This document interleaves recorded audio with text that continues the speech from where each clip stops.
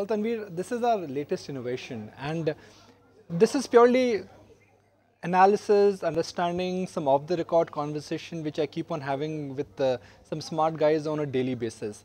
Now, if I say that IT and pharma currently are the underperforming sectors, I will not say anything new. Everyone knows that in this current market, IT is where there is a meltdown, and pharma is where we've seen a chaos and a crash. But just to establish the numbers, how serious the underperformance is, the Nifty Pharma index in this year is down by about 7.3%. And the IT index has taken a knock of 1.8%. That means the underperformance in the pharma sector is by a massive 25%. Typically, when this kind of an underperformance happens, what would you say? Okay, everybody must have sold out of pharma.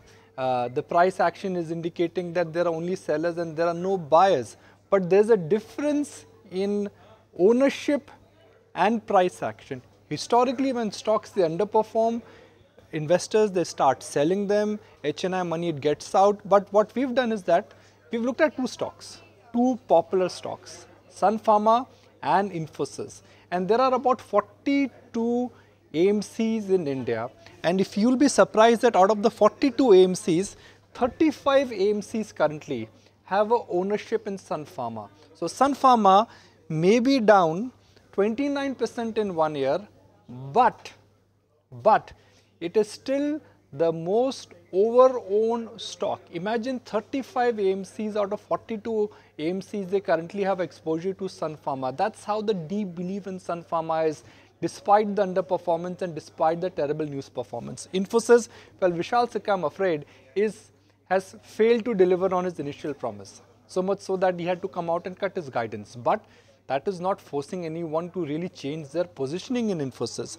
Out of the 42 AMCs right now, 35 AMCs have an overweight exposure to Infosys, and only with the domestic mutual fund industry, the current holding of Infosys, it stands at about 9%.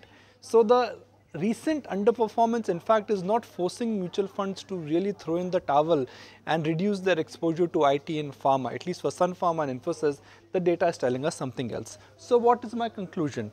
Well, the conclusion which I have derived based on ownership which is there in IT and pharma, well, it is very simple. IT and pharma are the top underperforming sector, but they are still over-owned sectors. Until the time institutional cleanup will not happen in some of these stocks and sectors, I don't think you will see a sharp bottom formation. For stock prices to bottom out permanently, the bears also have to stop selling them, and the under-ownership and the over-ownership has to correct. I'm afraid that is not corrected in case of Sun Pharma and Infosys right now.